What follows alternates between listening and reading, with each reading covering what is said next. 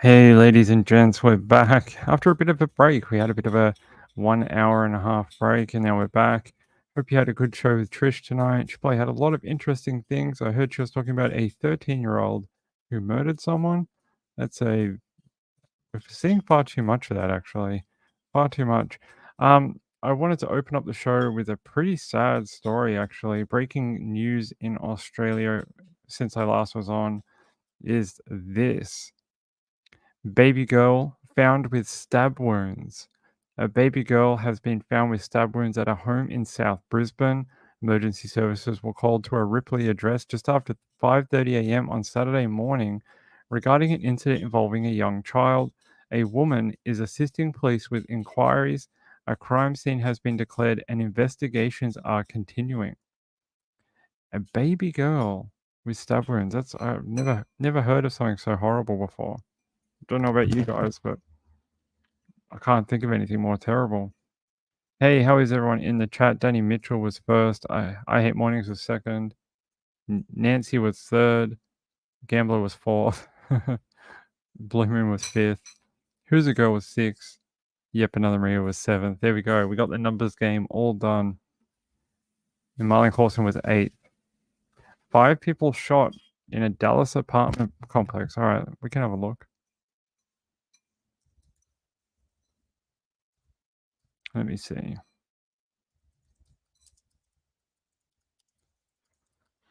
Let's see. Yeah, CBS. No, let's not use CBS. We'll use WFAA. Tonight with breaking news in southern Dallas where police are investigating a shooting. Yeah, this just happened in the past hour or so outside the River Station Apartments, and there may be multiple victims. Right now, there's still a heavy police response on Stoneport Drive. Matt Howerton is live on the scene. Matt, what have you learned?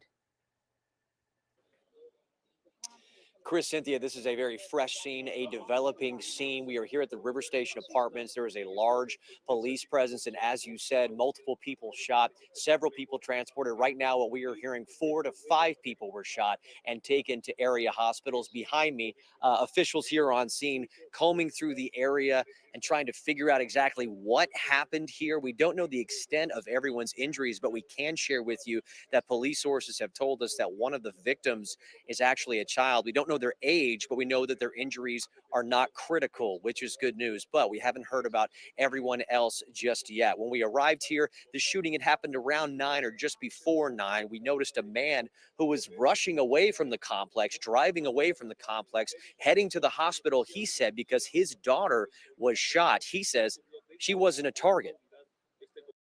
I'm headed to Baylor Hospital because my daughter has been shot in the foot in her own house. These apartments are dangerous.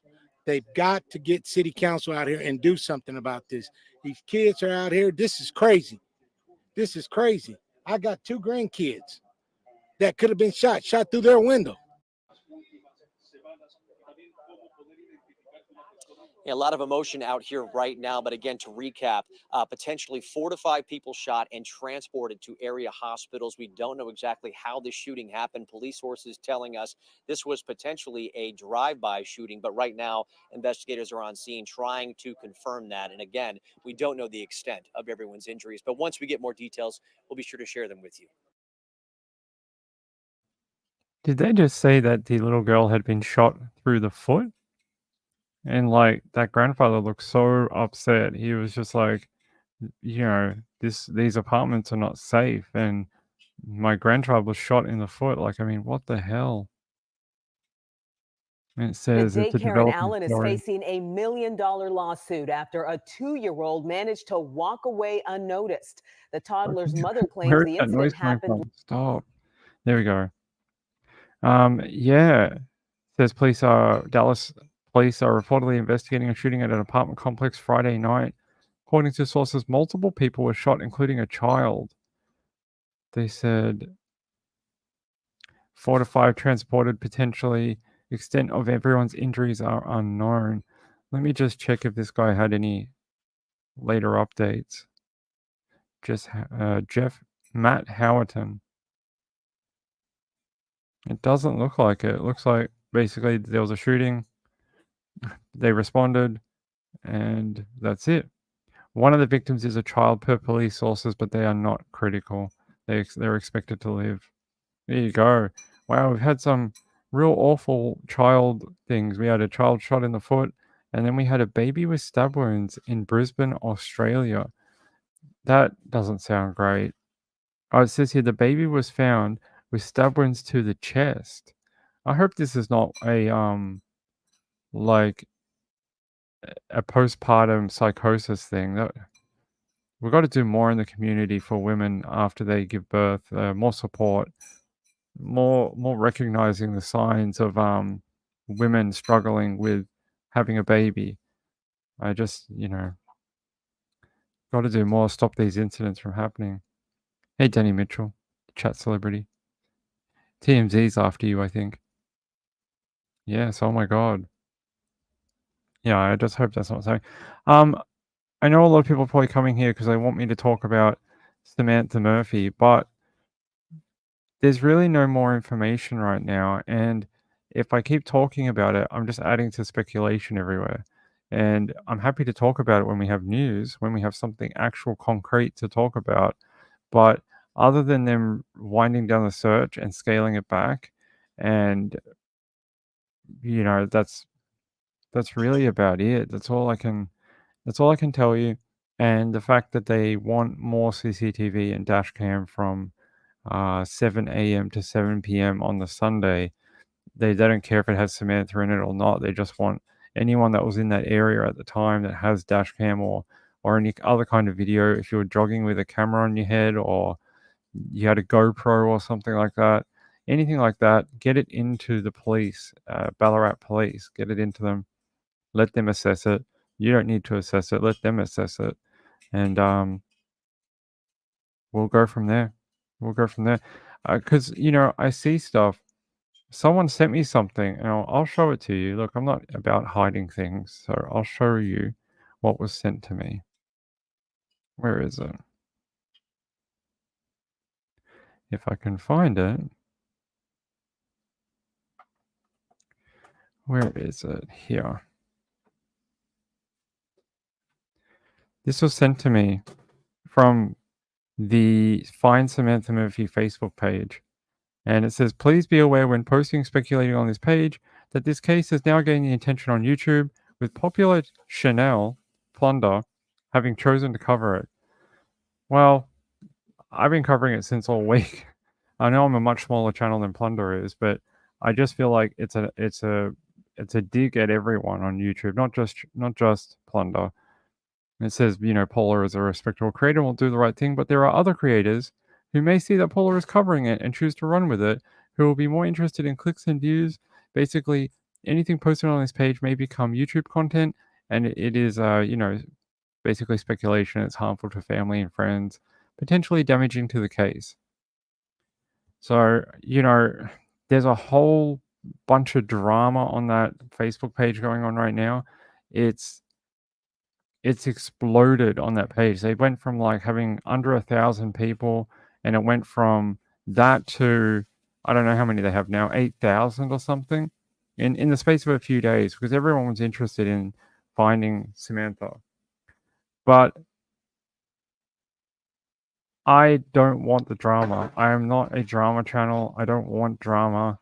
I don't want to be involved in drama, and I don't want people attacking my channel either, because they think somehow I'm hyping speculation or, I don't know, not doing the right thing.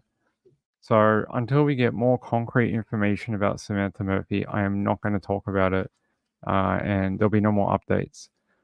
I just don't want to feed into that problem. And if that's because I can see it happening on that page. They have tried a few different things to kind of get it under control, and it hasn't worked. The page is basically overrun at the moment with just craziness. And there's even calls. There's people saying they should just shut it down or turn it onto private and get rid of it. I don't know, but there's just a whole heap of problems to do with that page, and I feel like that's just like a small insight into the kind of people that are around this case at the moment. So I don't really want to attract that type of attention, and yeah. So until we get more concrete information, something we can actually report on, something we can actually talk about that's real, I don't think it helps anyone to keep just going around in circles. And yeah, I hope she's found. I really do. I want her back for her family. Like watching that daughter's press conference was just heartbreaking. And yeah, I just makes me feel bad. I don't want to do that. So that's it. There's your update on that.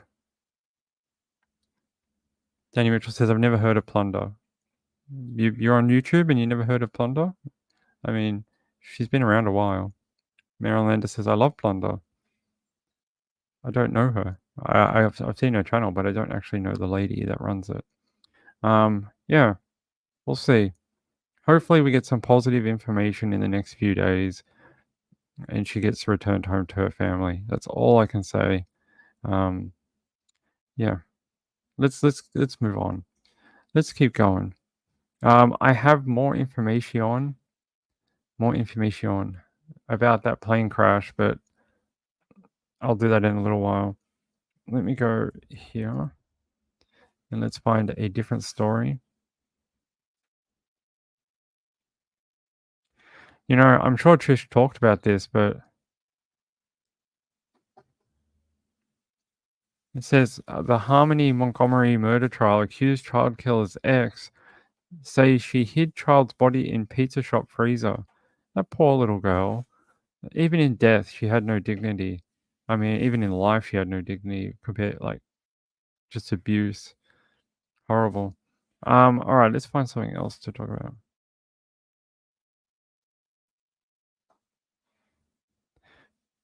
What's interesting is there no update about that missing 12-year-old girl? I'm going to have a look at this.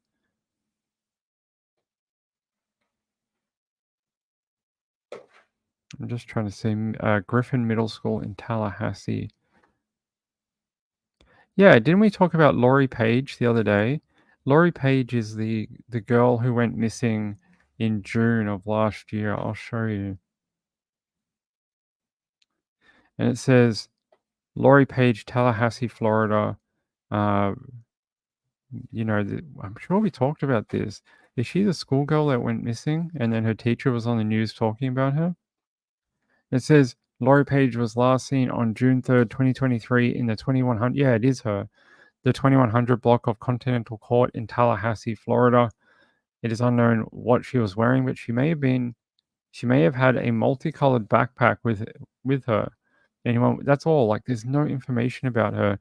I think this is the one where we thought there may be someone helping her. Like there may be a like a person that's harboring her or something. There's more information here. But first, 7 months later, and the search for a missing girl still underway. Where that case stands right now. Thank you for joining us here at 6 o'clock. I'm Jacob Murphy. Julie has the night off. Concerns continuing to grow for missing 12-year-old Lori Paige. She was last seen in June of last year in Tallahassee. Today, we're hearing from one of Paige's teachers who's hoping for her safe return home. Our Brianna Shaw joins us live now from the police headquarters. And Brianna, this teacher was one of the first to raise concerns. What have you learned today? That's right, Jacob. Griffin Middle School teacher Margaret Summers says Paige's teachers and students have not forgotten about her. She is still on their minds, and she's growing more concerned since not many questions have been answered since Lori Paige vanished 7 months ago without a trace. It's unsettling. Everything's not right in the world because she's still missing. And there's a part of us that's not going to be at peace knowing that a kid that we loved and cared about is just gone. Margaret Summers says Lori Paige is an attentive student, describing her as friendly and smart. Summers says despite the time that has passed, Paige has not been forgotten. At least 1 or 2 people every week ask me, so did they find the girl that went missing? And I always have to tell them no. Paige was last seen in early June of 2023 on Continental Court near Ocala Road. According to TPD, this is the longest missing juvenile case the department has seen within the past year. I have never worked a case where a child has been missing this long without some sort of lead or communication from the child. TBD detective Annalie Drake says over the past 7 months, they've looked into every lead but haven't gotten closer to finding Paige. Drake says there was one report of Paige running away 1 month prior to her disappearance last June. Whether she left voluntarily or not, we have a lot of concern for. Yeah, that's right. We talked about this a few days ago. The police basically came out and said, we have no leads. We have nothing, no leads. We don't know where she went. It's been like 9 months, and we don't have any clue about where this little girl is. And then I think we all said that it sounds like there may be an adult helping her, because at 12 years old, how would she do anything? How would she? Because they don't think she's. I think from memory, they don't think she's unalive, like not alive. I think they believe she's alive somewhere, being held by someone or living with someone that's helping her, and they want to find out who that person is. It's crazy. Yeah, it's unbelievable. Unbelievable. Yeah, actually, my friend Kathy Lynch sent that to me, and I forgot to run it. She sent it to me like 5 days ago, and I kept telling her, I was like, "Yeah, Kathy, I'll play it tomorrow night. I'll play it tomorrow night," and I forgot all about it. And yeah, sorry, Kathy. I'm glad Trish did it. It's pretty funny. Where are all these kangaroos coming from? There was one in Canada at Christmas. There's one in Florida. There was one in Ohio that went missing. Like, where are all these kangaroos coming from?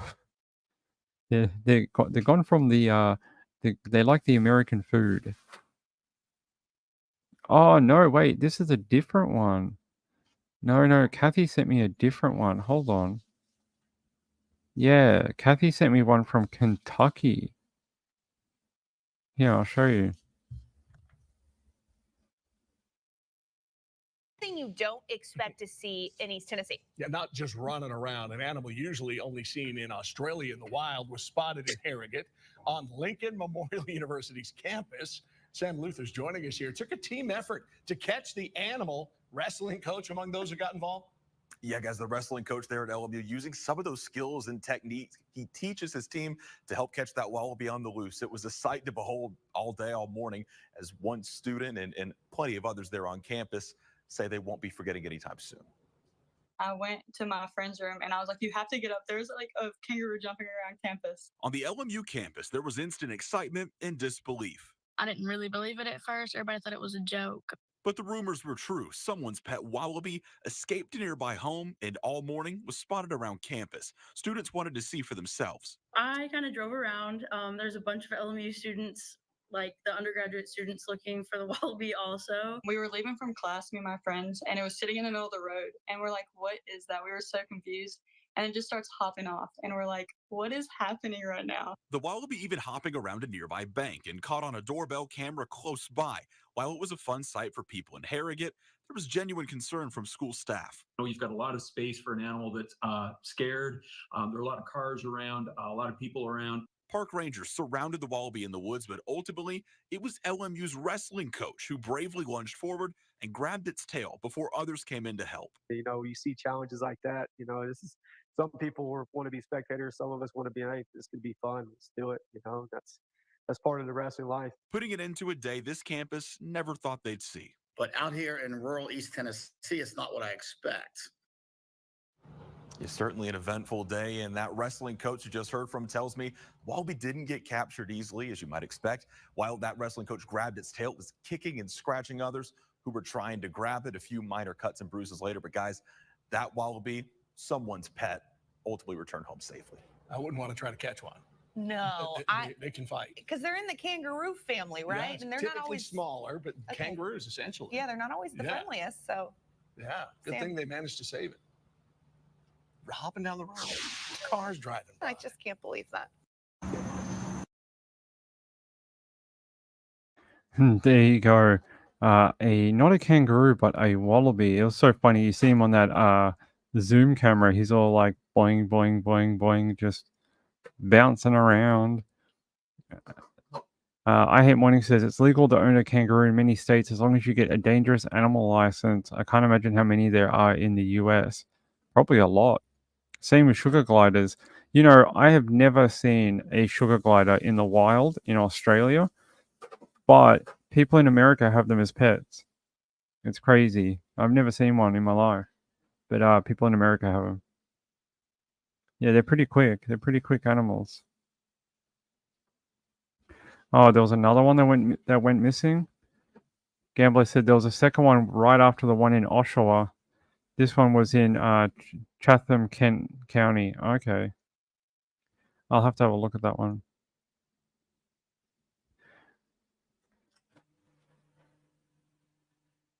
Yeah, I hope someone finds that little girl. I really do. Or if you're harboring Lori Paige, at least let her parents know she's okay.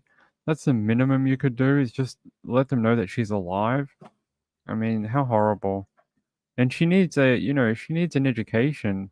She needs to be at school, learning, what teenagers learn, and, developing friendships and things like that. She shouldn't be just hiding at home or something like that, or hiding in someone's property. This account says, sorry, that case is turning into an online mess. Respect your decision, Ping. Thanks for the update. Yeah, just until everything kind of just until there's more information. Like, I just don't understand people who just go round and round in circles with the same facts. It just doesn't make any sense to me. And the fact that everyone's starting to get a little restless because there really isn't a lot of information. And every time that happens in a case, it's almost like a sinkhole. And every time there's like a lack of information, basically poop comes in to fill the void of information. And that's what's happening right now. We're getting a sinkhole of poop fill up the void because there's just no decent information coming out about it. And I've seen it happen like a million times with hundreds of other cases. And unfortunately, we're at that point in time of that case right now. So it's better just to leave it, see what happens on Monday, see if they find her, see if there's another press update, something like that. We try and deal with facts, that type of thing. I know during the pandemic, coyotes were seen in like downtown LA because it was so quiet in LA during the pandemic. They were coming into town. They were coming into town and scavenging, and people would be like walking home or going for like their 1 hour walk during the pandemic, and they'd be running into coyotes in the street. Really, really scary. That's all right. That's okay. I was hoping more people were going to tune in after the after Trisha's show, but they must be tired and they're going to head to bed for the night. So I want to thank Reby for the thumbnail. She did a great job on those. She does a great job on the thumbnails. I'm just trying to find some more information. I don't think I have anything new about that shooting in Dallas, unfortunately. But I did have actually this one. Let's see. That plane crash earlier, that's crazy, but there was an update. Where is it? There was a better update if I can find it. Here.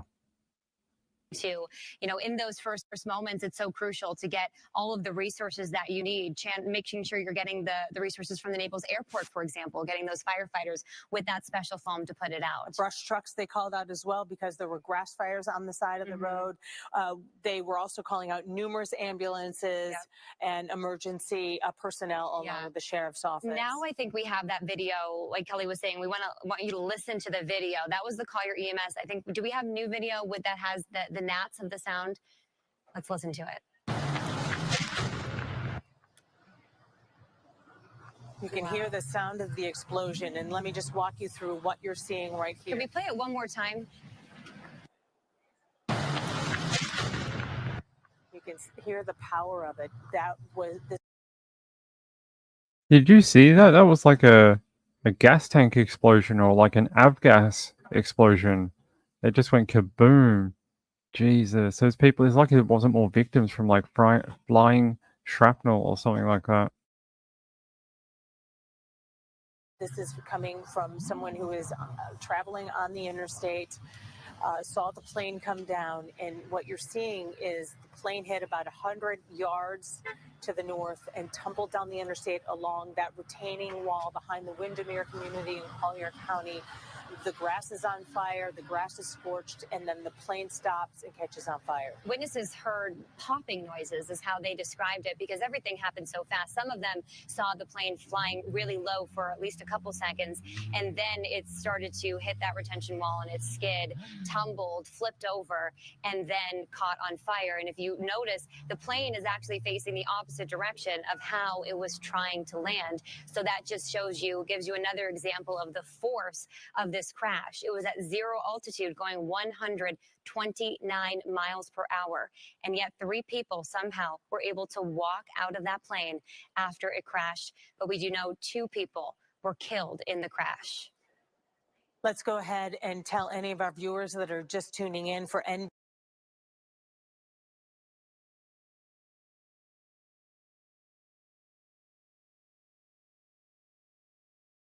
Hold on. I want to show you. I want to stop that one, and that's the little update I wanted to show you. There's one that has a flight path, and I wanted to show it here. Time of day and the amount of cars. I mean, right after it Yeah, went that's down, that you can see the car. backup it caused just within a few. That's that car. If you can see it when they drive past, that's the car that the wing clipped. See if we can find it again. That car there, that's the car that clipped the wing and dragged it. There's like nothing left of it. Those poor people. Who they are, though, if they were in the jet or if they were perhaps in cars nearby. Right. And that's what, the car is mangled, 2 people dead. You can see the helicopter trying to land there. But this could have been so much worse. If this had hit one of those just a few feet away, it would have been in the middle of a neighborhood. My heart just sinks thinking even just this scenario, but knowing what it could have been considering the time of day and the amount of cars. I mean, right after it went down, you can see the backup it caused just within a few moments, because there's so many people who travel. Well, this is from flight. Take that path. Where? You're looking at the flight path for this jet from FlightAware. Ohio, you can see it took off from Ohio, the Columbus area. Flew south like so many planes do, and then it goes out over the water. If you've flown into this area, you know that a lot of times you're out over the water, and then you crossed over, it looks like, to the Naples airport is right near about 2 miles from where you can see. Right now, altitude, can we see? I can actually play this in real time because I'm taking a close look at the plane's altitude. Can we remove that little super down at the bottom just so I can show you guys this graph as well? So I'll press play through it right now. This is showing, this is at 10 times speed, mind you. This shows the plane's path, not taking the planned path to the Naples airport. And you could see that right at the end there, you could see it kind of do that funny loop, trying to angle itself towards the Naples airport. Okay, so Chris, the blue line, the blue diagonal line, that's where the plane should have. That was the original. That was the original. That is it's basically kind of an outline for the original flight path. Okay. So you could see it was set to kind of loop out over the Gulf, so it had a nice straight approach coming into the Naples like airport. so many of the It's like they knew they were losing altitude or losing engine somewhere back off the coast. I don't know if I can show you. Back up here somewhere, like you can see they're flying on their normal flight path about here, then they started deviating just here. So it's like as they reached the coastline, they knew that there was something wrong, and they maybe they started losing their engines, or they could feel it sputtering or something.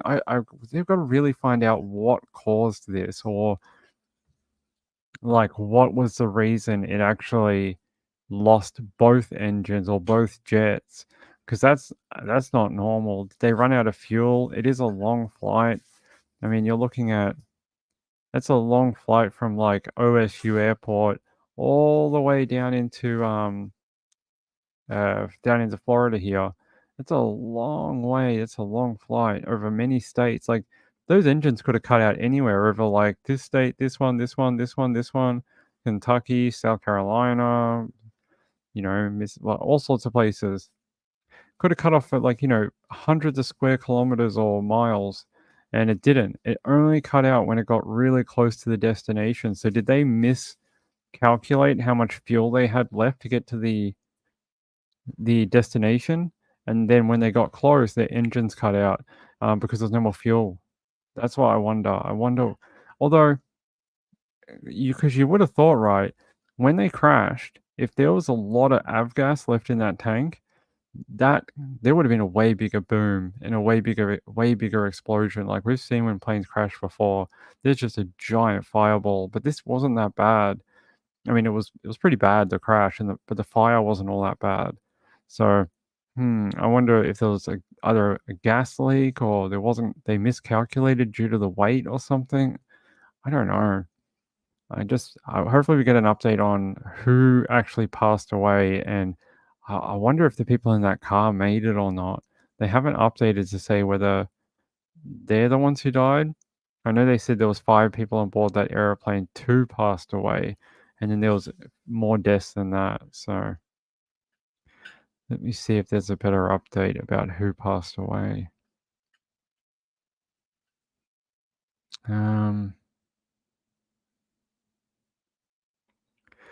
Doesn't say what preliminary report. The preliminary report is expected in 30 days. And they're saying here 2 dead, 3 survivors in jet crash on I-75 in Collier. If those people survived in that car, I would be really surprised. I'd be shocked. I hope they did. It says, as of 4:40 p.m., the Collier County Sheriff's Office, CCSO, has confirmed 2 known fatalities. Officials said 3 people survived the crash. It's unknown if they were injured. Yeah, I can't wait to see the FAA investigation into this. You just hope it wasn't something silly. Yeah, something silly like not enough fuel or something like that. By the way, I saw this last night. Maura Murray, 20 years later, and they released a advancement, like a sketch showing her age progression. Man, this is one of the cases that makes your mind boggle. If you've ever looked into the Maura Murray stuff, it really is crazy. Let me switch the page here. There's the age progression of her. There. That's what she looked like when she went missing, and that's what they think she might look like today. If anyone in the chat has any idea what you think Maura Murray or what happened to her, if you have a theory on what happened to her, let me know, please, because I have no idea. I have no idea what happened to her, whether she was already in a bad mental state and took her own life, whether someone abducted her and killed her, whether she walked off and fell off a cliff or something. I have no idea. And I've watched the documentary, The Disappearance of Maura Murray, but I no idea. I have no idea what happened to her. Let's watch this about the 20th anniversary of her. Yeah, Jamie, the AG's office says they hope this picture of what Maura Murray could look like today will help generate new leads in the case. Take a look at this on your screen. On the right is the age progression photo just released by authorities. On the left is a photo of Murray from just before she disappeared when she was 21 years old. The Attorney General's office asked the FBI to make this new photo ahead of the 20th anniversary of her suspicious disappearance tomorrow. Murray disappeared after a car crash in Haverhill on Route 112, February 9th, 2004. She was a nursing student at UMass Amherst at the time. A man in the area says he spoke to a woman believed to be Murray after the crash, and he called police. But when police got there, Murray was gone. Anyone with information about Maura Murray is asked to contact the New Hampshire Cold Case Unit. And coming up tonight at 6, we hear from Maura's sister, who has relentlessly searched for her sister for the past 2 decades. Yeah, that's right. She apparently had a lot of booze in the car. She made a stop at a store on the way out, and she bought quite a lot of different bottles of alcohol, and she had that car crash, and then by the time police responded to it, she was gone. And to this day, they have no idea where she is. There was a house that they were concerned about. The owners for many years wouldn't let them search it. And then I think they sold the property at some point. And the police have searched it. A cadaver dog hit on a cupboard or a a storage room and, a closet, as you guys would call it. And they've searched and nothing. They've dug things up and nothing. But to this day, they don't know what happened to Maura Murray. And I don't know either. With Maura Murray, you have this sister, daughter, loved one, friend who disappears, and there's no reasonable, simple explanation for it. When Maura walked into a room, you knew she was there. Her smile lit up the room. She was very thoughtful and caring and concerned about others. Maura Murray, a 21-year-old nursing student from New England, went missing 16 years ago. Since her disappearance, her story has become one of the most well-known unsolved mysteries in the social media age. She was a standout student athlete. She scored almost a perfect score on her SATs and math. So she was heavily recruited by multiple different colleges and universities coming out of high school. She really did well in track. She actually finished 33rd in the entire country in the 2-mile. For me, Maura's just my little sister. Like, she's who I grew up with. We did regular things, and we miss her. On February 9th, 2004, Maura sent an email to her professors at the University of Massachusetts Amherst. Maura Murray sends an email that says she's going home because there's been a death in the family. It turns out that's not true. According to investigators, she made a call to a condo in New Hampshire, packed a bag of necessities, and left her school's campus at about 4:30 p.m. Later, she goes to an ATM. She withdraws most of her money. Then she goes to the liquor store and she makes a number of purchases. And then she just goes on a drive, heading hours up to Haverhill, New Hampshire.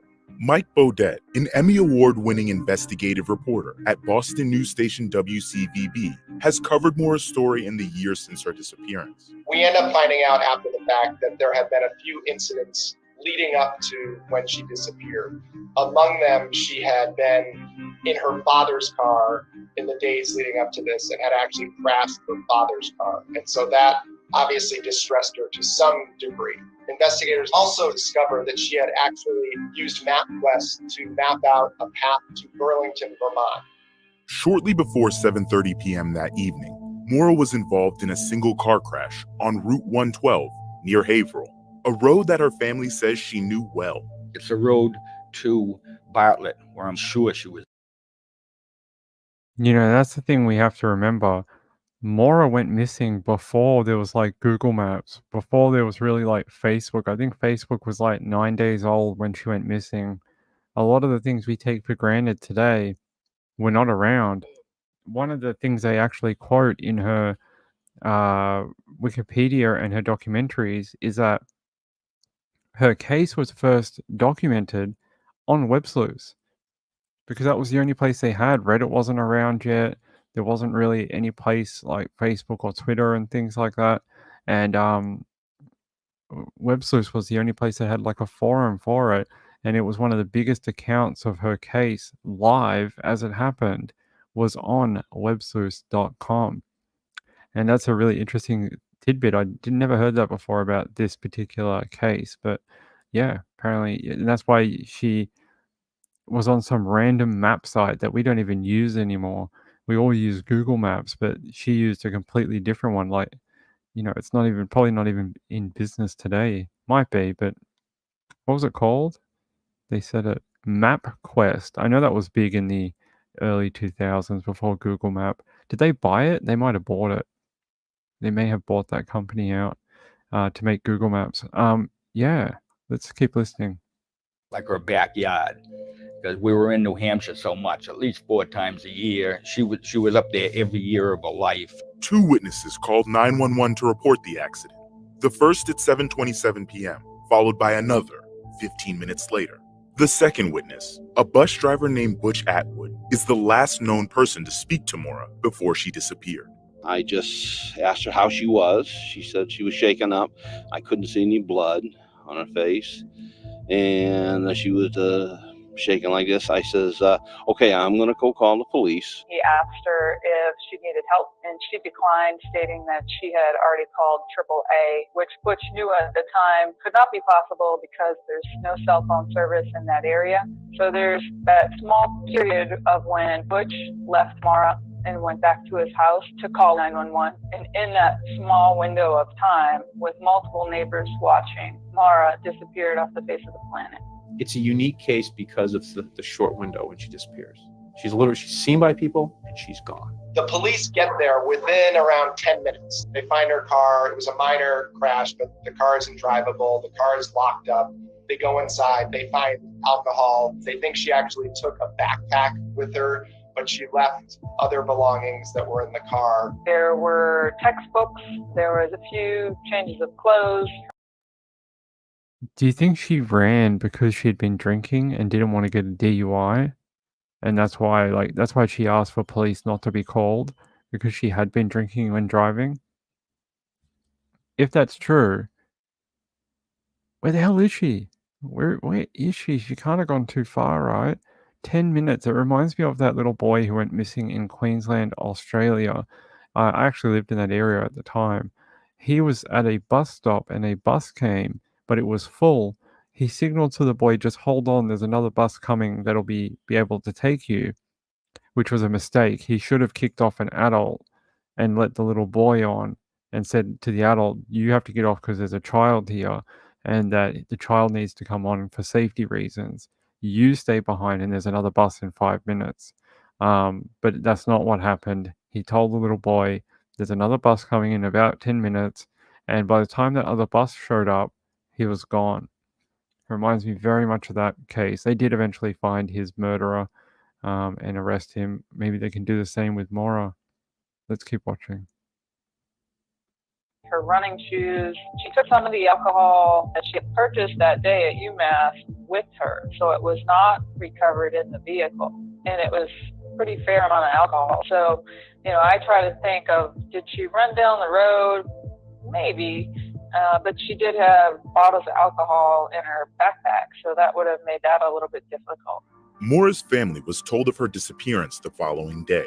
Basically, it was like a family alert roster was activated, and everyone's calling everyone and trying to figure out what is going on. And I just remember complete confusion at first when I got the call, and they just asked, where's Maura? And I was like, what do you mean, where's Maura? She's at school. And then they said, no, she was in an accident in New Hampshire. And then we're trying to figure out, why is she in New Hampshire on a Monday night? So then it quickly went into chaos and panic.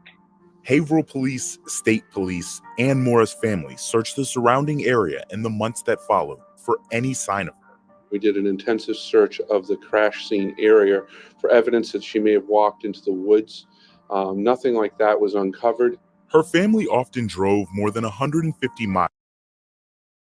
You would think because it's snowing, there would be footprints and they'd be able to follow them. So did that not happen, or was it too warm on the road and they melted, or someone must have picked her up, must have offered her a ride. It's the only thing that makes sense. If they were if she had gone into the woods nearby or whatever and passed away, they would have found her. They would have found her body. Someone would have found remains at some point. Not a trace. They have no idea where she is. None. They don't know. Nothing. Not a single thing. Never been found. No one's seen her. It's a mystery. One of the longest enduring mysteries, actually, in modern true crime. All right, let's watch a little more.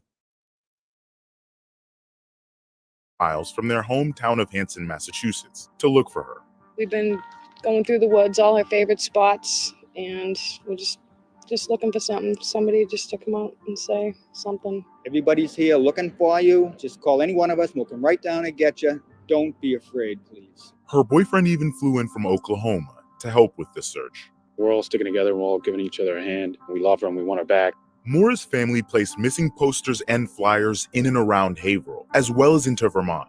A $40,000 reward was offered for tips that could lead to a break in the case. We're also asking the public who may have driven by the scene of the accident that night to please give us a call if someone saw her and gave her a ride, because it would give us a better last known area where she was. If anybody actually saw her on the road that night, did not see her, drove the whole road, did not see her, call us, because now we know that she did not go down there, and she most likely accepted a ride, and we're considering other locations. There have been so many theories about what happened to Maura Murray, and no one can absolutely point to one specific thing. Was she trying to get away from her life at UMass? But was it just going to clear her head, or was it going to disappear and start a new life? People have speculated that maybe she committed suicide. Maybe she walked off into the woods and just died from the elements. The family believes that someone killed her. We suspected foul play very early on. There's several different things that kind of make us believe that. And one is the scent dog that was on the scene lost her scent right up the road, which would indicate she got into a vehicle. No activity on her cell phone or banks. If she did walk into the woods, which is one of the theories, we would think that something would have been found, her keys or cell phone, backpack, something. She never reached out to anybody in the family all these years. And one thing people tend to overlook is the fact that my mother passed away from cancer. She would never let my mom pass away without reaching out if she was able to. With her whereabouts still So what do you think? You think the family's right that it's foul play, or do you think she was having a overload in her life at the time, like Daydream Ride says? There were so many pre-existing factors going on in her life. Yeah, she had a lot of bad things going on at the time. I think she was having some relationship issues with her boyfriend. I think she was having some school issues too. I think there was a whole bunch of different little things that were sort of weighing on her mind, I think, and I don't know. So they reckon that the rag in the tailpipe, no, that is the correct case. I think they think that's part of the emergency kit that was in her car. Apparently you do that on an interstate to signal your car's broken down. It's a part of a thing apparently. I've never seen it, but I think it's a very old way of doing it, old school. I think nowadays you put up one of those little triangles that you stick up on your car or whatever. But I have heard that a red rag in the tailpipe means your car is immobilized, basically. It's damaged, can't move. That's what I read about it anyway.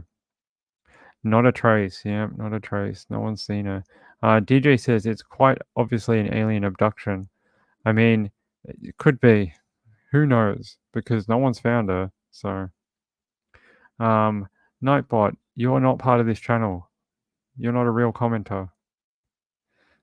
This account says that's the number one way people who disappear by choice eventually pop up. They contact someone from their previous life. I don't know. How far do you reckon she would have got with, like, in the cold, drunk, not drunk, but had a few drinks. I don't know, not a lot of cash. I think she took out a few $100s out of her account on the way out there.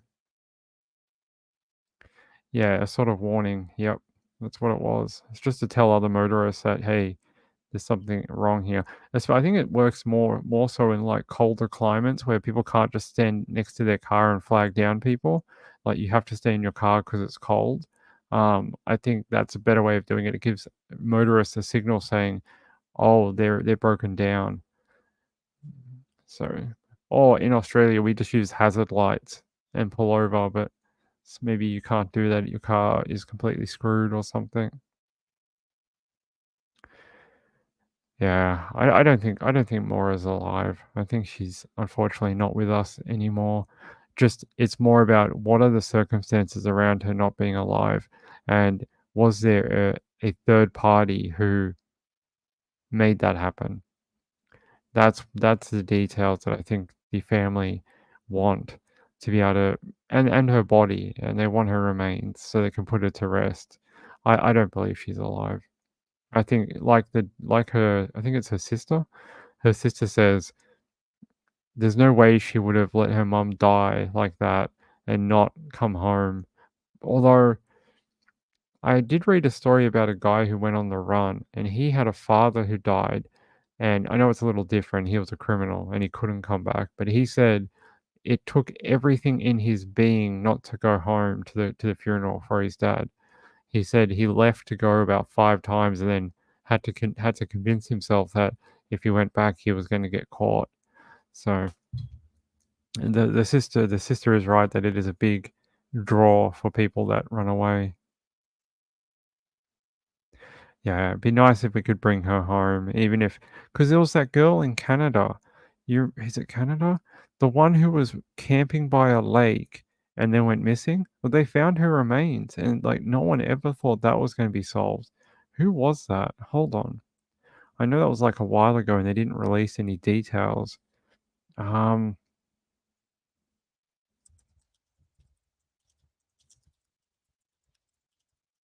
if I can find it. Madison Scott, is that her? Yes, it is Madison Scott.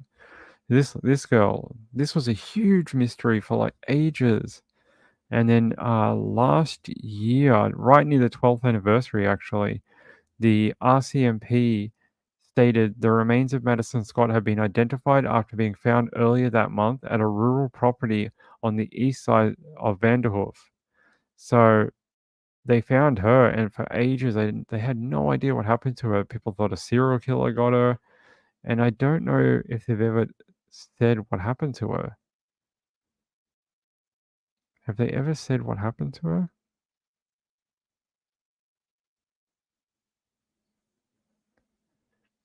I just don't think they've ever said, since they found her remains in 2023, I don't think there's been much information ever since then. Like, they basically said it's still under investigation, and that's it.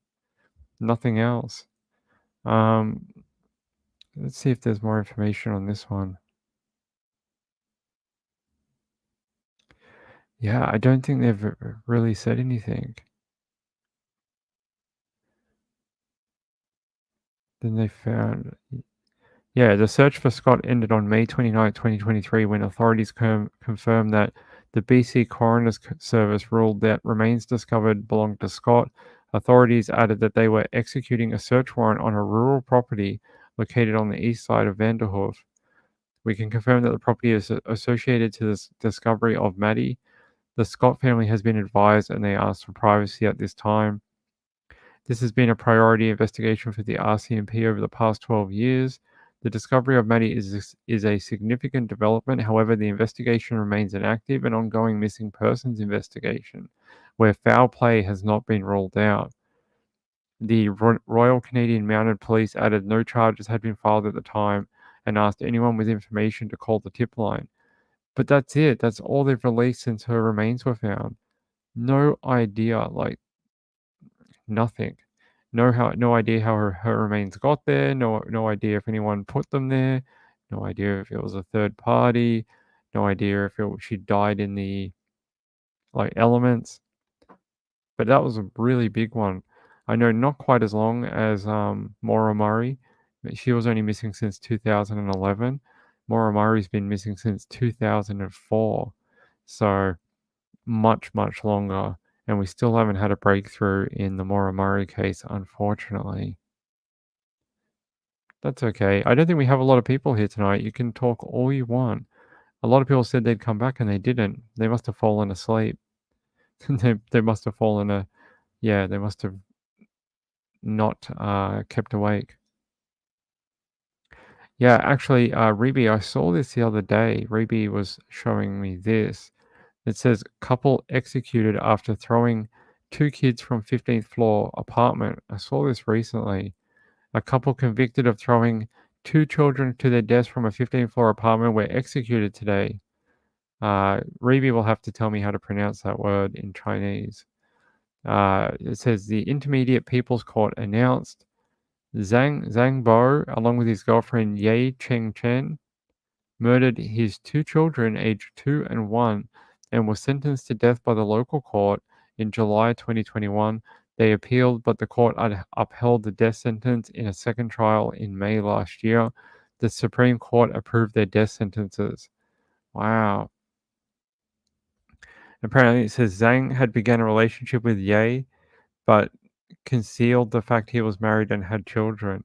In February 2020, he reached an agreement to divorce his wife, surnamed Chen. According to their agreement, their daughter would be raised by Chen, while their son would be raised by Zhang until he reached 6, after which custody would be transferred to Chen. Despite the divorce agreement, Ye considered the children as obstacles to her relationship with Zhang and a problem for their future life together. She urged him many times to kill his children, and the pair conspired to murder them in an accidental fall. In November 2020, he threw his two children out of a window at their 15th floor apartment when their mother was not present. They both were arrested on November 10th, 9 days after the incident. They were found to have plotted the murder for 9 months. The children's mother posted online today that the court had informed her of the executions, and she said she would comfort her children in heaven. Oh, wow, what a brutal story. Isn't this what they call matricide? When the father kills the children, is that right?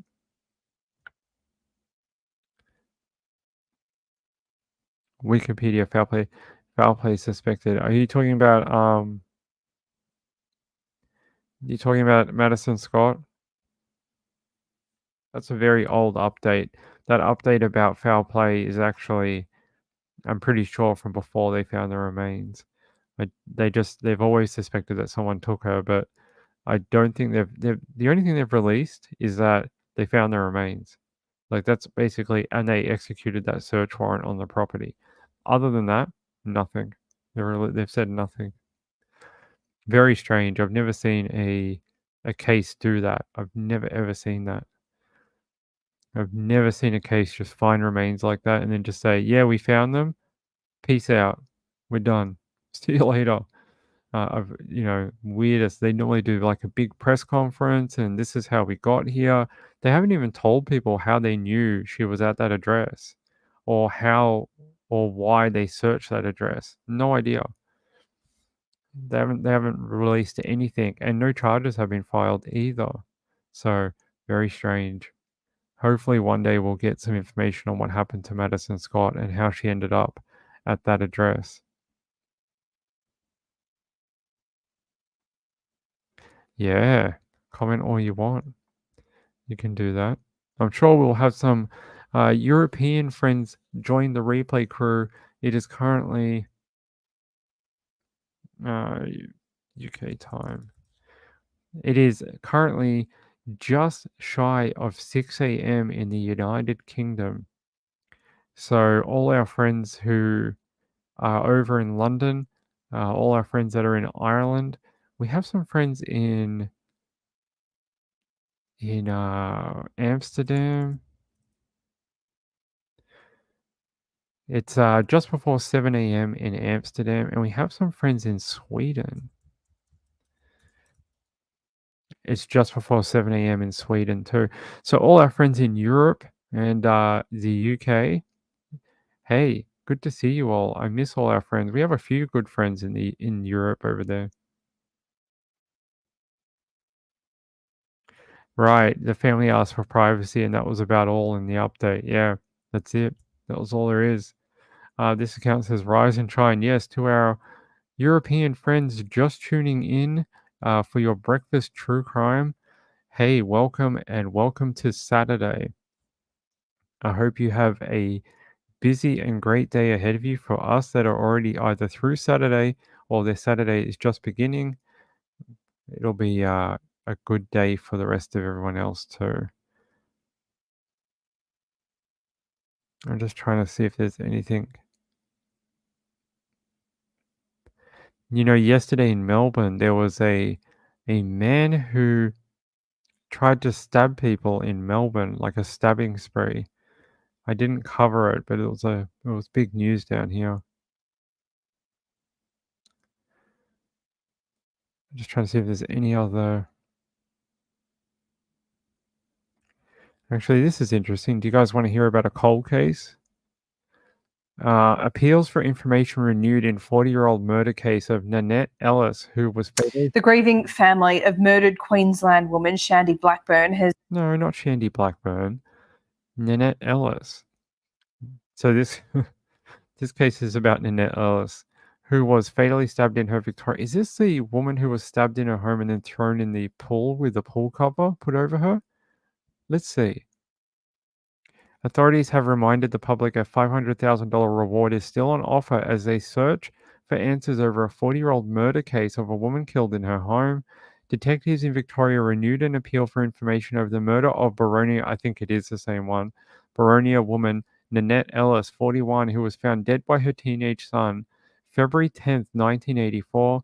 She was attacked in her Manuka Drive home after she had gone to her job as an advertising manager and had made plans to go out for dinner with colleagues that evening.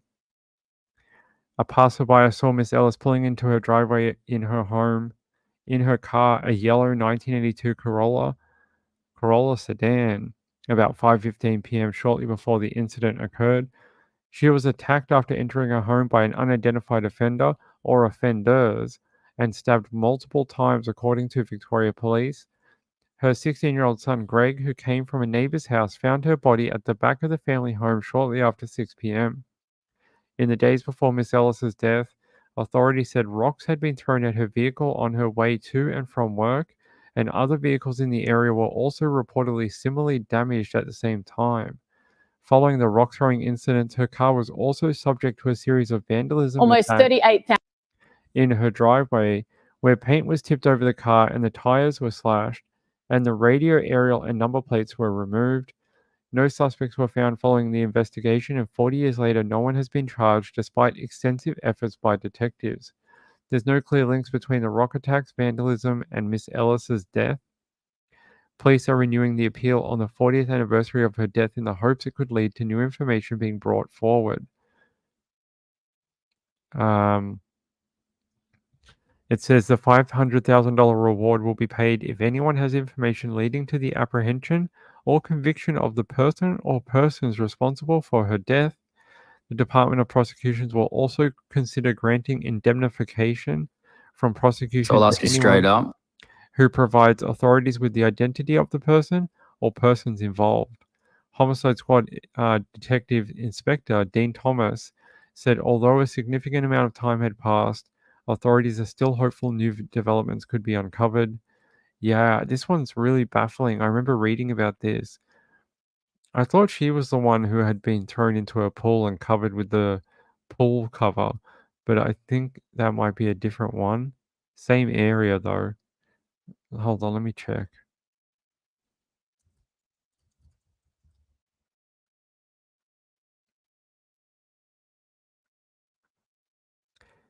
No, the one I'm thinking of is a different one, where a lady was killed in her home and actually covered with a. She was thrown into a pool and covered with a pool blanket, and they found her many days later, unfortunately. But this one's a different one. Nanette Ellis was found slumped in a pool of blood at the back door of her home in Manuka Drive, Baronia, in Melbourne.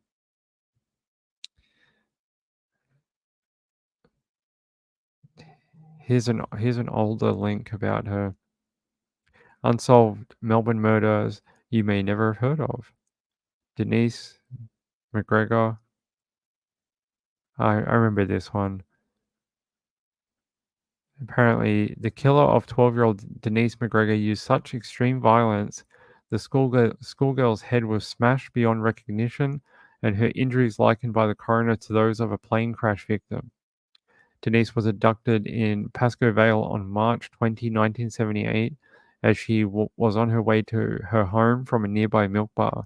The killer, sexually attacked her, attempted to strangle her with shoelaces, bashed her to death, and dumped Denise's half-naked body at Wallen East on the northeast fringe of Melbourne. In recent years, police have investigated new information about the case. Never been solved, Denise's murder, but we're looking for the other one. No, not Thomas Cooper. Oh, that is a good one, though. That's a good one, too. Larry Weber's a good one. Shirley Smith is a really interesting one, too.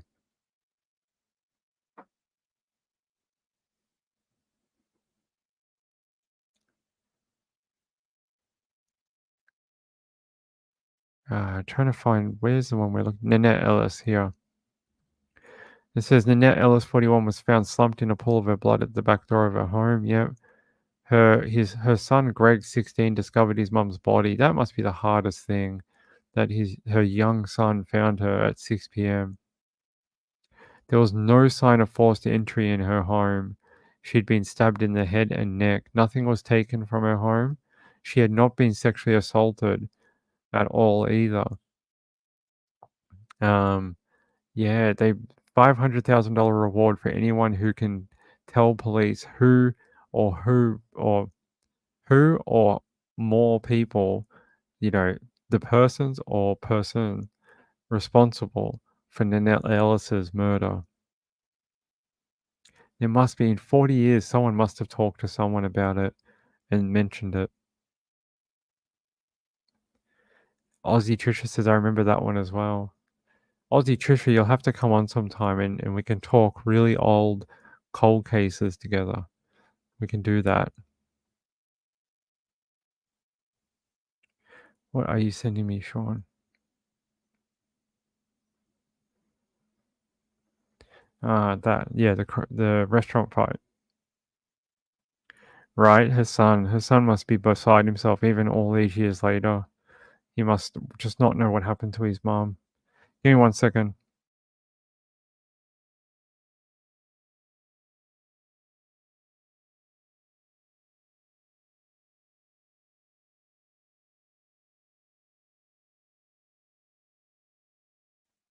Daniel Morecombe, not Morecambe. Daniel Morecombe. Yeah, we should do like an old Australian cold case night. I just want to find that one I was talking to you about, where that woman was found.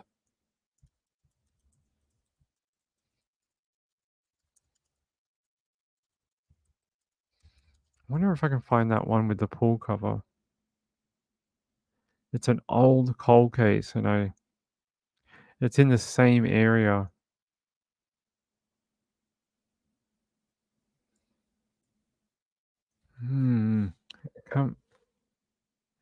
Can't find it. Actually, Aussie Trisha, do you remember that one? I think it was in the same area as Baronia, somewhere out that way near Knox, or either Knox or it might have been Knox, not actually Baronia. I think it was Knox, right near the shopping center, actually, just on the back of the shopping center. A woman was found murdered with knitting needles. She was stabbed with knitting needles? Is that, maybe I'm getting two cases confused. But I just know that her body was found in the pool, covered with the pool cover, and she was discovered days later. But don't know if you remember that one.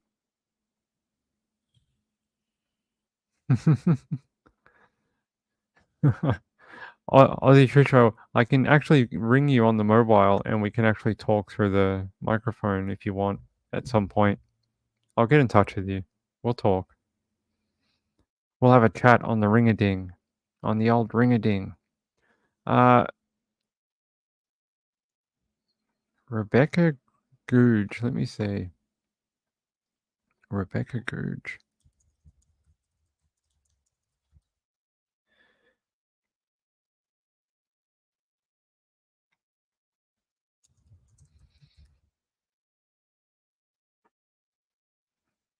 I don't see a link for that one.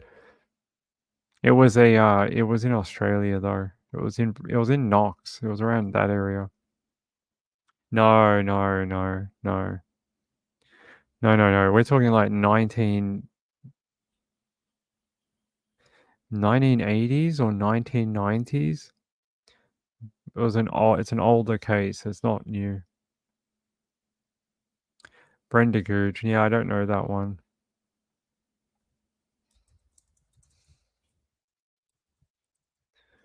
I'll have to look it up, but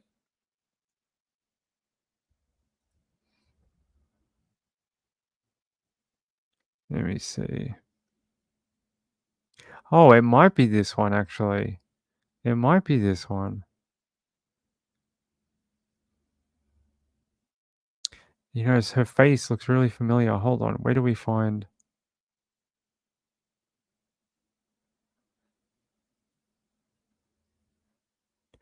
Yeah, see, there's the pool. Yeah, Brenda's body was found in a swimming pool at her Wanturna. I was Wanturna, not Knox. Close enough. Did they actually find out who killed her, or they've only done the inquest into her death? No, they've still got a $1 million reward for information that leads to a conviction. Yeah, it's still a cold case. When did this happen? What year?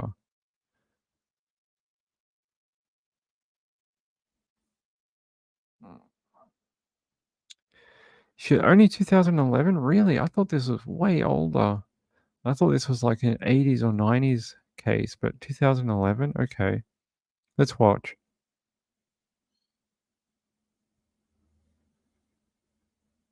If it'll play. Well, now to some of the other news of the day, and the heartbroken family of a murdered grandmother say the justice system is broken. It came after a coroner found there wasn't enough evidence to prove if the prime suspect had murdered Brenda Googe. Dougal Beattie was in court. For the family of Brenda Googe, there's still no closure. Somebody has gotten away with murder. My mum's dead. A coroner today found there wasn't enough evidence to conclude who killed the 61-year-old grandmother. We spent 2 weeks laying mum's life bare in this court. And all we get out the other end is we still don't know. Brenda Googe was discovered dead floating in her swimming pool of her Wanturna South home in 2011. Although he has never been charged, investigators have treated Paul Calloway, Brenda's business partner and a former police officer, as the prime suspect. I do hate him. If I saw him in the street, I'd smack him in the mouth. Paul Calloway refused to give evidence at the hearing for fear of self-incrimination. He didn't even come today. That's how gutless he is. The inquest heard Brenda and Paul had a combative working relationship at their business and often fought. Her body was found by her daughter and Paul Calloway at her home hours after she'd been bashed and strangled. Our justice system's broken. Investigators allege Paul Calloway deliberately contaminated the crime scene. Mr. Calloway has always maintained his innocence. I sat him down a couple of years ago and asked him outright, "Did you kill my mum?" He broke into tears and said no. The coroner, Caitlin English, said Mr. Calloway has engaged in deceptive behaviour in what he has told police, but went on to find that the evidence does not allow me to conclude that Mr. Calloway was involved in the death of Mrs. Googe. Despite today's outcome, the case remains an open criminal investigation. Detectives now hoping a $1 million reward for information will bring forward crucial evidence so charges can be laid. Her family vowing Brenda's death won't be in vain. We will keep going until we find justice for mum.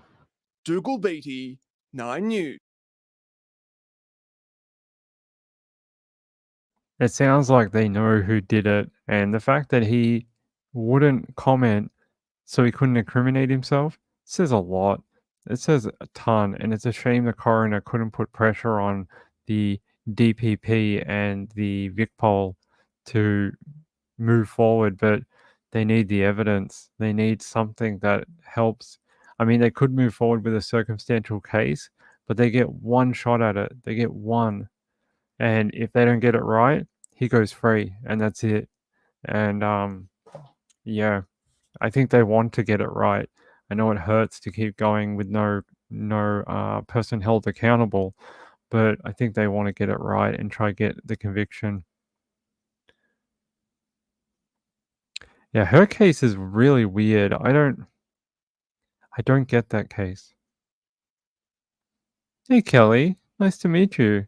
Kelly says, "Hi there. I'm new here, just getting acquainted. Hey, nice to meet you. Thanks for being here. We appreciate it." This is our late show. We do these sometimes, and I jump on around 4 o'clock Australian time. Our main show is at 1 p.m. Australian time. And this is sort of like we hang out and just sort of talk about different cases. And the other one's a little more structured. It's more breaking news, crime news of the day and other breaking news. This one's sort of like we just jump around from case to case and have a chat about different things. So it's a bit more of a looser case here. You're an Aussie. It's good to see more Aussies on here. It's great to have more Aussie people. We have a few. No, I don't believe so. That was actually a coroner's inquest that he was at. It wasn't a trial.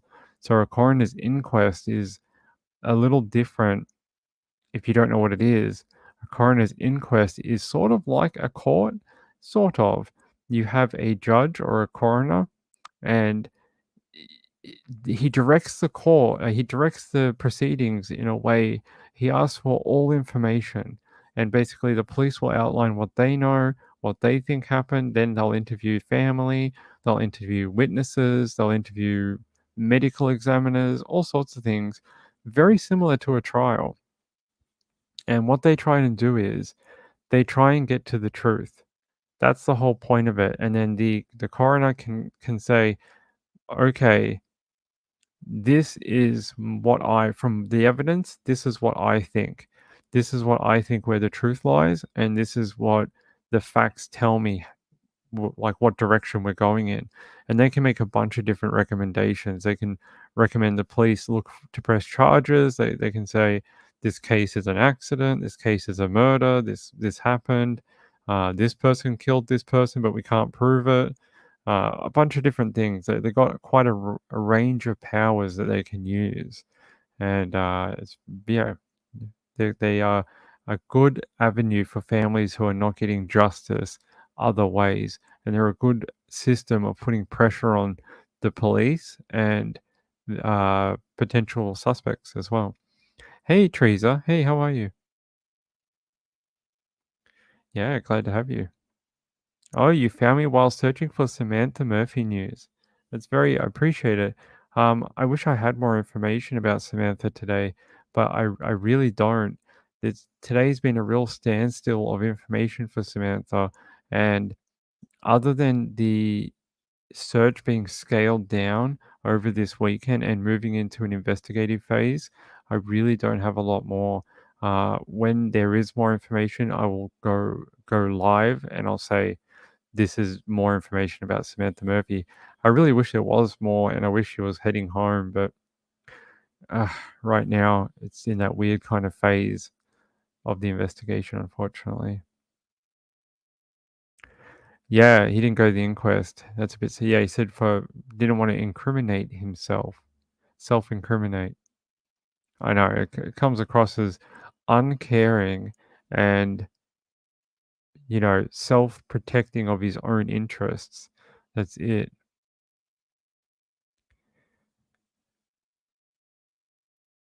Yeah, so because there was no forced entry into Brenda's home, and she suffered blunt force trauma to the jaw and had been slashed on the cheek, it's believed she was attacked in her home by someone known to her before being dragged out and dumped in her pool. It had to have been with no forced entry. How would someone else have got in there? Unless they attacked her at the door while she was opening the door, but more likely she let someone in that she knew and trusted. Very sad. Very, very sad. All over business, all over money. Yes, this weekend's going to be very hot. And I was mentioning that the other night, Aussie Trisha. I was saying that if she's out there, if she's still alive somehow and she's out there, this weekend is really brutal to be stuck in the bush. It's going to be a bit of a heat wave. Today's, I think, 27. Tomorrow's 33. Monday's 35. Tuesday's 35. And I suspect out in Ballarat, those temperatures will be even higher. And then late on Tuesday, we have rain and thunderstorms developing from the heat wave. So it's a real chaotic weather situation in that part of the country too. Yeah, we talk a lot about different women going missing and different cases and things like that. So I hope you stick around, Kelly. I really do. We discuss all sorts of cases from Australia to England to the United States, all over. All over. We are here most days, or you can catch us on the replay crew.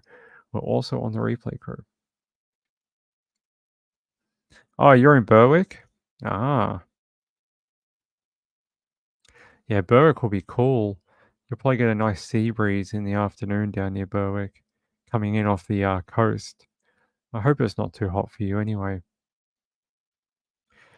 And yeah, I just want to check about this shooting in Dallas. I just want to see if there was any new information.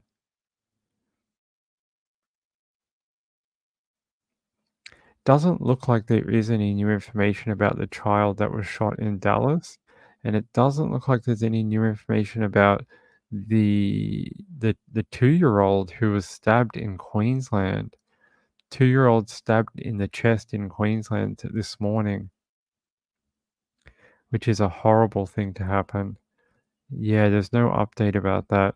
Just that emergency services were called to a Ripley address just after 5:30 a.m. on Saturday regarding an incident involving a young child. A woman is assisting police with inquiries. A crime scene has been declared and investigations are continuing. And that's that baby girl found with stab wounds to the chest in South Brisbane. No more updates after that, unfortunately. Hold on, everyone.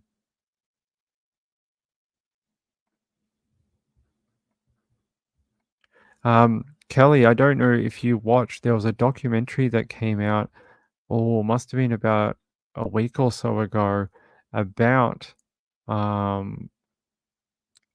Nicola Bulley. And if I'll try and find it for you.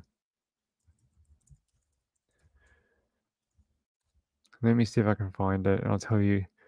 It's called Nicola Bulley, The Disappearance That Gripped Britain. It's sort of like a follow-up to her case after they had the inquest in England. Pretty good documentary. If you haven't seen it, it only came out a couple of weeks ago. I think February 3rd it came out in the UK. So you've watched it. I thought it was pretty good. It was pretty good, better than the one they released last year, which was, what was that one called? That was called Vanished. Where is Nicola Bulley? That one was not that great. Very speculative. I didn't really like that one. That was a bit of a weird one. That was right at the height of Nicola being missing, though. So I can understand it being a bit weird. Had her husband on it, though. But this one's pretty good, the Nicola Bulley. If people other than Kelly haven't watched it, you should.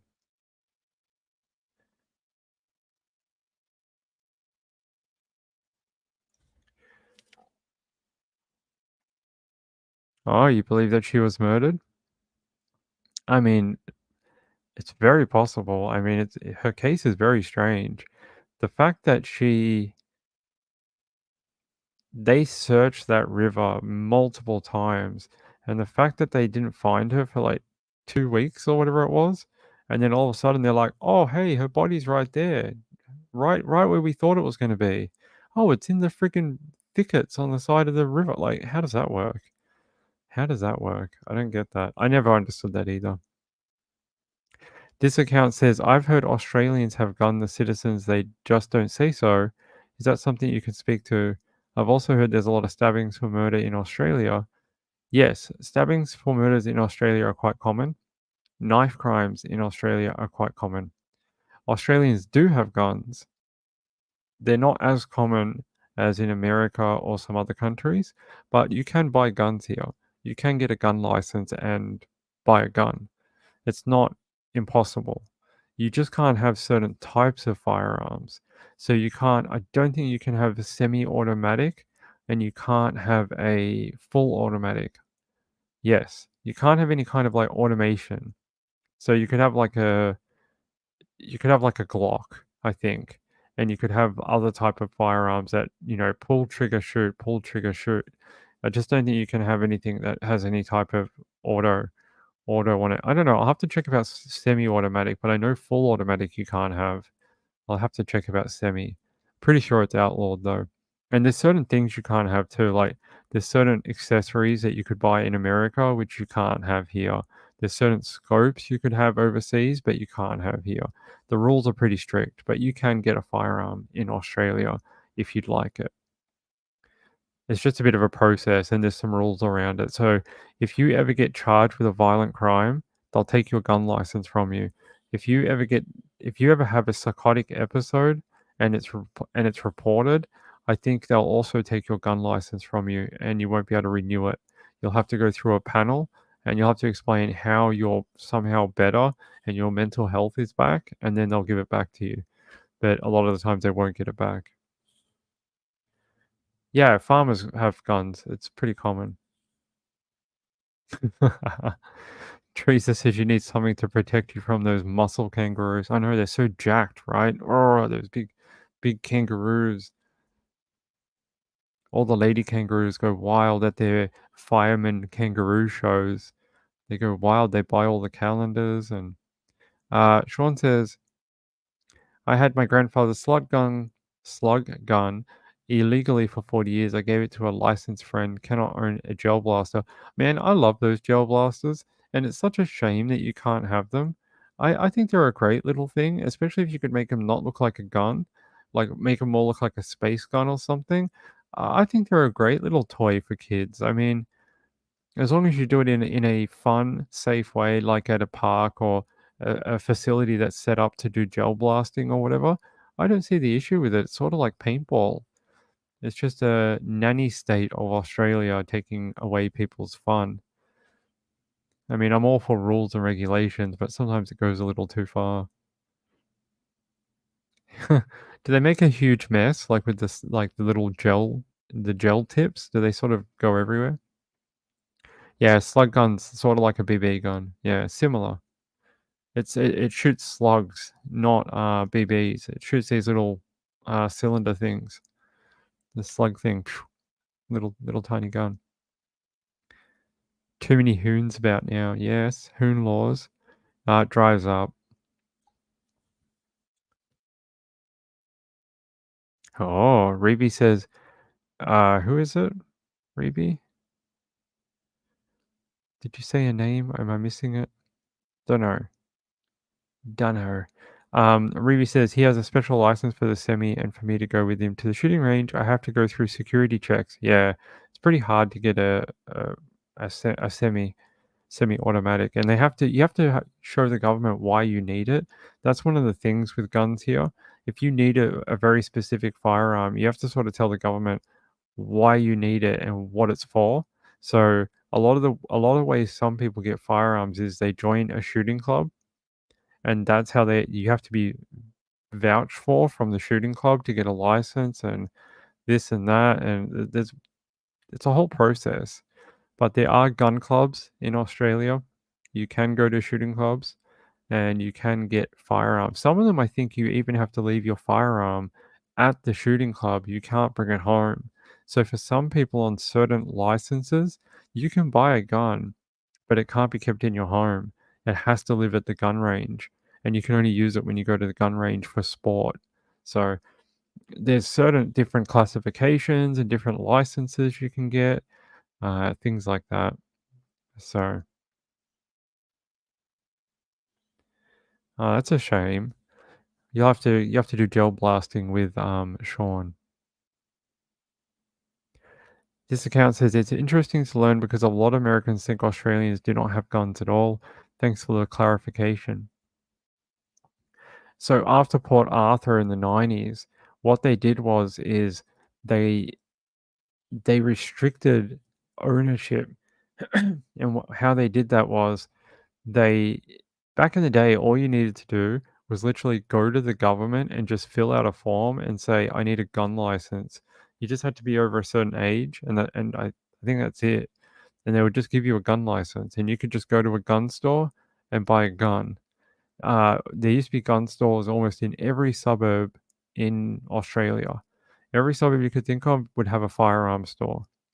There's still a few around. There's one in a suburb just over from me, about 10 minutes away. They still have a firearms store. Yeah, so back in the day, you used to be able to just go get a gun, have a gun, shoot a gun, do whatever you want. And then when Port Arthur happened, a lot of people say it was Port Arthur that triggered the gun response, but that gun response had actually been going on for many years before Port Arthur. Authorities had been trying to restrict gun ownership for years before Port Arthur. Port Arthur was the trigger for them to actually get it done.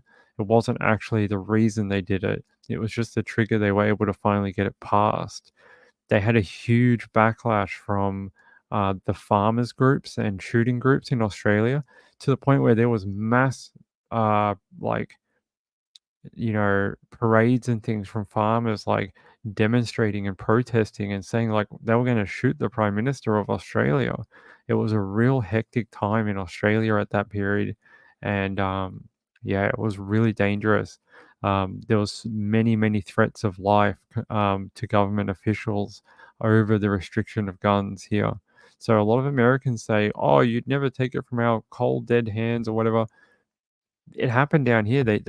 The gun owners associations and the farmers and blah blah blah, they all fought. They fought for months and years, and they did massive protests and massive rallies and things like that. It happened. A lot of Australians don't talk about it, and they don't show people outside of the country, but you can find documentaries on it and watch it if that's something that's interest to you. So there you go. Sorry, I didn't mean to go on a rant about firearms, but I think a lot of people overseas are very interested in why life here is so different now. But hey, we don't get a lot of shootings down here. Mostly it's the bad guys shooting other bad guys, and most of the time there's no gun crime down here. For the most part. I mean, there's still a few, but it's pretty safe. You could walk down the street here most of the time. No one's going to shoot you. You're not going to get any drive-by shootings except if you're a gang member, and for the most part you're not going to get hit by a stray bullet just going to the shops. It just doesn't really happen, and there's no school shootings. So there you go. All right, I think we're about done for the night. I think we're going to wind up for the night. I will be back tomorrow 9 p.m, around 9 p.m, and we will do another show. I'll check quickly. I don't think we got any donations during the show, but I'll check. Oh, we did. Oh, Sean. Thank you, Sean. I appreciate that. It's very kind of you. A great supporter of the channel. I really appreciate it. It's extremely kind of you. And yeah, we'll be back tomorrow night, 9 p.m. If you're a new subscriber to this channel, I hope you stick around. When we do have more breaking news about Samantha Murphy, we will do it. If you want a reason why we didn't do a lot of it today, go back to the start of this video where I explain it. Yeah, please drop by again, Kelly. We'd hope to see you again. I really do. Come support an Aussie YouTube creator. That'd be great of you. Yeah. Give Aussie broadcast times 1 p.m. in the afternoon for Australians. For Aussies, it's 1 p.m.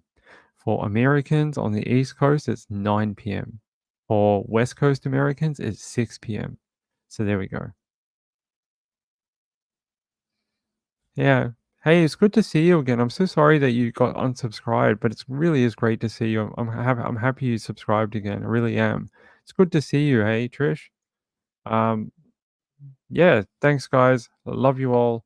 Stay safe out there, and we'll be back tomorrow unless there's some sort of like crazy breaking news. I do come on if there's like massive breaking news, and you'll see the alert. But other than that. Okay, well, we'll see you when you can. And then, yeah, we'll see you soon, okay, guys? Guys, girls, octopus, whatever you are, I'll see you later. Peace out.